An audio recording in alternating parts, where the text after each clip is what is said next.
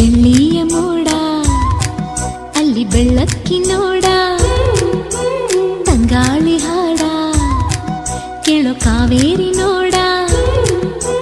ಮೂಡಣ ಮನೆಯಿಂದ ಬಾನಂಚಿನವರೆಗೂ ಹಸುರಿನ ಸೀರೆಯಲಿ ಬಂಗಾರ